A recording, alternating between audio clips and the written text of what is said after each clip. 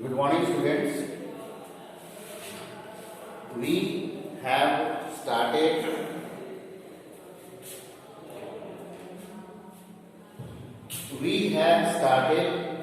writing long question answers in history, lesson number 1. We have already written up to question 5. 1 to 5 we have written. Today we will write question number 7 in long answer question.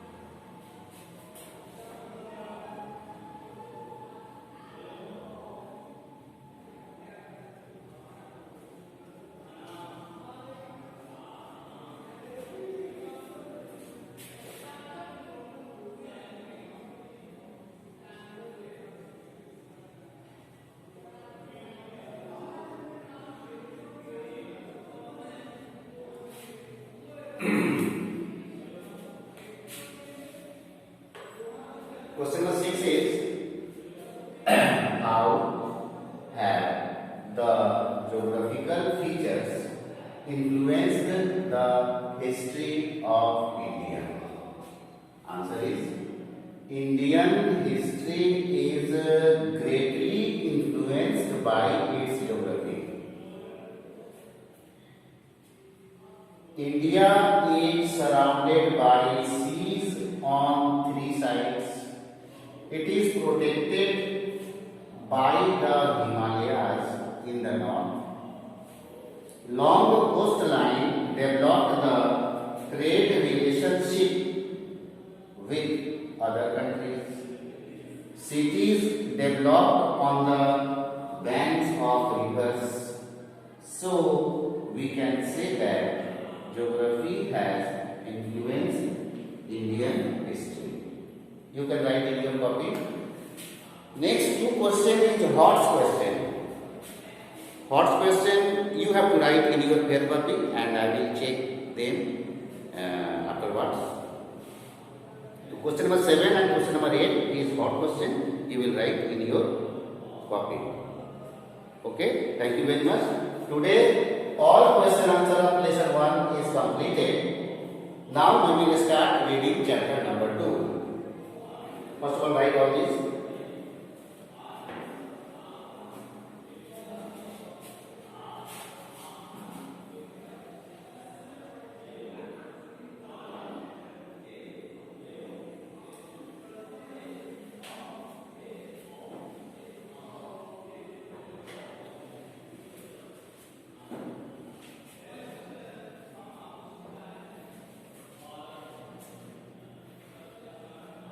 Today we will start chapter number 2 in history and the topic is the earliest societies. पुराने समाज, प्रारंभिक समाज. जो समाज सबसे पहले था, आर्टिमैन, आदि मानव का समाज, वो समाज कैसा था इसके बारे में पढ़ना है. I am going to start. Though our earth is as old as 4.5 billion years, plants, animals and mankind developed much later. Early men lived as early as 2 million years ago. हमारी धरती लगभग 4.5 बिलियन ईयर्स पुरानी है. उस धरती पे plants, animals और मानव बहुत बाद में आए. मानव के बारे में ऐसा कहा जाता है कि हमारी इस धरती पे 2 मिलियन साल पहले मानव रहना शुरू किए थे. अर्ली मैन, आदि मानव. आदि मानव सबसे पहले हमारी धरती पर 2 मिलियन साल पहले रहना शुरू किए थे. ये लोग कैसे थे? तो these men were nomads. ये लोग घुमक्कर जाति के लोग थे. They moved from place to place, hunting wild animals, fish, birds, and gathering fruits, roots, nuts, seeds, and leaves. ये घुमक्कर जाति के लोग थे. ये एक जगह से दूसरी जगह घूमते रहते थे. क्या करते थे घूमते घूमते? तो वो लोग शिकार करते थे जंगली जानवरों का, मछलियों का, बर्ड्स का, साथ ही साथ फल, जड़ और बीज, पत्ते, ये सब भी इकट्ठा करते थे, जमा करते थे. यही कारण है, it is because of their life style that they where called hunters and food gatherers. यही कारण है कि इनकी इस तरह की जीवन शैली के कारण, जिस तरह का वो जीवन बिताते थे, उस तरह की जीवन शैली बिताने के कारण इन्हें हंटर यानी शिकारी और फूड गैदरर्स, भोजन संग्राहक कहा जाता था. Hunters and gatherers wandered from place to place because of the following reasons. Hunters और gatherers जो थे वो एक जगह से दूसरी जगह घूमते रहते थे. उसके कई कारण थे. पहला कारण, they needed constant source of plants and animals. उन्हें प्लांट और एनिमल्स की हमेशा आवश्यकता होती थी। प्लांट्स खाने के लिए, एनिमल्स का फ्रूट्स भी खाने के लिए, एनिमल्स का मीट और प्लांट्स का फ्रूट्स खाने के लिए उनको हमेशा जरूरत पड़ता था, प्लांट और एनिमल का। When their source of food in a particular place got exhausted, they had to look for new place. जब वो किसी एक जगह जाते थे, वहाँ तब तक रहते थे जब तक वहाँ का एनिमल्स और वहाँ का प्लांट्स खत्म ना हो जाए। वो लोग वहाँ जाकर जाते थे, एनिमल्स को का शिकार करते थे, फल खाते रहते थे, जंगली फल, और वहाँ तब तक रहते थे जब तक एनिमल्स और वहाँ का फल खत्म ना हो जाए। जब वो एनिमल्स खत्म हो जाते थे, फल खत्म हो जाते थे, तब फिर उन्हें भोजन की तलाश में दूसरी जगह जाना पड़ता था, इसलिए वो लगातार घूमते रहते थे। दूसरा कारण, many plants and trees bear fruit in a particular season, so early man moved seasonally in search of food. बहुत से प्लांट ऐसे होते थे जो किसी खास मौसम में ही फल देते थे, इसलिए अर्ली मैन जो थे वो भोजन की तलाश में उस खास मौसम में ही वहाँ जाया करते थे। जैसे बरसात के मौसम में कुछ फल होते थे तो बरसात के मौसम में उस जंगल में चले जाते थे जहाँ वो फल पाए जाते थे। तीसरा point, they followed the movements of animals. वे हमेशा एनिमल्स का पीछा करते थे। Animals move from place to place in search of their own food, और जानवर भी अपने भोजन की तलाश में यहाँ वहाँ घूमते रहते थे। So hunters had to follow them, इसलिए शिकारी लोग जो थे आदि मानव जानवर को खाने के लिए जानवर के पीछा करते थे। और नंबर 4, अगला point, search for water also force them to move from one place to another. Water is our basic requirement. भोजन और पानी हमारा मौलिक आवश्यकता है, तो भोजन की तलाश में तो घूमते ही रहते थे, साथ ही साथ पानी की भी तलाश में वो एक जगह से दूसरे जगह घूमते रहते थे। अब नेक्स्ट पॉइंट आता है स्टोन एज, पत्थर युग। यानी नाम से पता चलता है स्टोन एज, जिस समय स्टोन का यूज ज्यादा होता था उस समय को आप स्टोन एज कह सकते हैं या कहते हैं। Stone age, the early man belong to prehistoric period of history. The prehistoric age is also known as stone age because stone was the only material that was use to make tools. Based on the type and quality of tools used by the early man, Stone Age is divided into 3 phases. Early man को प्राग ऐतिहासिक समय का कहा जाता है और इस प्राग ऐतिहासिक समय को स्टोन एज भी कहा जाता है। क्योंकि स्टोन एज इसलिए कहा जाता है क्योंकि इस समय अर्ली मैन जो थे केवल स्टोन का ही यूज हथियार के रूप में किया करते थे, और उनका हथियार जो है वो किस टाइप का था, किस क्वालिटी का था, ये इस आधार पे स्टोन एज को 3 भाग में बांटा गया है। यानी आप कह सकते हैं कि quality of stone and type of stone के आधार पे, मतलब quality and type of stone के आधार पे स्टोन एज को 3 भाग में बांटा गया है। पहला को कहा गया है पैलियोलिथिक एज, दूसरा को कहा गया है मेसोलिथिक एज, और तीसरा को कहा गया है नियोलिथिक एज। अब पहला एज जो है पैलियोलिथिक एज, ये क्या है? The term palaeolithic comes from 2 Greek words, palaeo meaning old and lithos meaning stone. Palaeolithic word जो है वो ग्रीक वर्ड है, 2 ग्रीक वर्ड से लिया गया है। एक है पैलियो और इसका मतलब होता है पुराना, और दूसरा है लिथोस, इसका मतलब होता है स्टोन, यानी पुराना पत्थर। पैलियोलिथिक एज का मतलब हो गया पुराना पत्थर, उबड़ खाबड़ भद्दा पत्थर। The palaeolithic period extended from 2 million years ago to about 12,000 years ago. ये पैलियोलिथिक एज जो है वो 2 मिलियन ईयर्स से 12,000 ईयर्स तक के समय को कहा गया है। यानी 2 मिलियन ईयर्स से 12,000 ईयर्स के बीच का समय जो है वो पैलियोलिथिक एज का समय माना जाता है। During this period the early man used crude unpolished stone tools. इस समय अर्ली मैन जो थे वो रुखड़ा बिल्कुल सिंपल स्टोन का यूज किया करते थे। दस the period is called the old stone age. इसलिए इस एज को ओल्ड स्टोन एज भी कहा जाता है। इसको तो पैलियोलिथिक एज को ओल्ड स्टोन एज कहा जाता है, क्योंकि इस समय जो पत्थर का यूज किया जाता था वो बिल्कुल जैसा था वैसा ही यूज किया जाता था। तो इसको ना चिकना बनाया गया था, ना इसको पॉइंटेड किया गया था, मतलब जैसा था वैसा ही यूज किया जाता था। इसलिए इसको कहा गया है ओल्ड स्टोन एज। अब पैलियोलिथिक एज में टूल्स किस किस तरह के थे? The early man used a variety of stone tools. Initially, these stone tools were heavy, crude, and unpolished. Most of them were made of flint, a stone that chips easily early. He did not have the experience to develop the shape and polish the stone tools. However, man has always been a creative and innovative learner.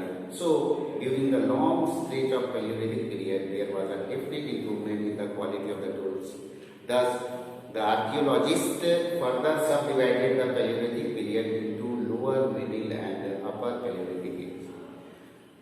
जहाँ तक औजार की बात है, Palaeolithic as में early man जो थे वो केवल पत्थर का यूज किया करते थे और पत्थर जिस रूप में उनको मिलता था वैसा ही यूज करते थे वो। लेकिन मानव शुरू से ही एक आप कह सकते हैं कि हमेशा सीखने वाला, एक रचनात्मक दिमाग वाला आदमी रहा है। शुरू से ही नया नया चीज के बारे में सोचता रहता था। तो वो सोचने लगा कि जो पत्थर हमारे पास है क्या इससे हम बेहतर पत्थर बना सकते हैं। तो सोचते सोचते उन्होंने उस पत्थर को रगड़ कर या तोड़कर या किसी तरह से और बेहतर बना लिया। तो उस आधार पे हमारे जो आर्कियोलॉजिस्ट हैं वो पैलियोलिथिक पीरियड को 2 भाग में बांटे, 2 नहीं उसको 3 भाग में बांट दिए। Lower palaeolithic age, middle palaeolithic age and upper palaeolithic age. In the lower Paleolithic period, tools were mostly hand axes used for chopping trees and animals. So these tools were also called choppers. In India, these kind of tools have been found in Son River Valley in Punjab and on the banks of the river Narmada in Madhya Pradesh. Lower Paleolithic period में जो tools होते थे, औजार होते थे, वो कुल्हाड़ी होते थे काटने के लिए। वो कुल्हाड़ी से काटते थे पेड़ को भी और जानवर को भी काटते थे, इसलिए इनको चॉपर कहा गया है, काटने वाला, क्योंकि इससे काटने का काम करते थे। इंडिया में इस तरह के जो टूल्स हैं वो पाए गए थे सोन रिवर वैलीज में जो पंजाब में है और नर्मदा रिवर नदी में पाया गया था जो मध्य प्रदेश में है। यानी ये जो टूल्स है आपका हैंड एक्स, ये भारत में पंजाब के सोन रिवर वैली में पाया गया है और मध्य प्रदेश के नर्मदा रिवर वैली में पाया गया है। The tools of the middle Paleolithic period were mainly scrapers, found mainly in the Son village in Punjab and the banks of the Narmada in Madhya Pradesh. The tools of the upper Paleolithic period were mainly blades. They have been found in India in Bhopal in Madhya Pradesh and Chotanagpur Plateau in Jharkhand. Middle Paleolithic period का जो औजार होता था ये था scraper, जो पाया गया था पंजाब के सोन विलेज में और नर्मदा नदी के किनारे जो मध्य प्रदेश में है। और अपर पैलियोलिथिक पीरियड का जो औजार था वो ब्लेड था और धार वाला था, बहुत तेज धार वाला ब्लेड की तरह था। ये पाया गया है भोपाल जो मध्य प्रदेश में है और छोटानागपुर जो कि झारखंड में, वहाँ पाया गया था। Many Paleolithic tools have been found in India from the sites like Mirzapur, Uttar Pradesh, Bhimbetka, Madhya Pradesh, Puri, Maharashtra, and Kurnool, Andhra Pradesh. At Kurnool in Andhra Pradesh, archaeologists have found traces of ash indicating the use of fire by our prehistoric men. These tools were used for a variety of purposes. For example, to cut meat and bones, scrap bark from trees and animal skin, to make clothes, to chop wood and to make spears and arrows for hunting.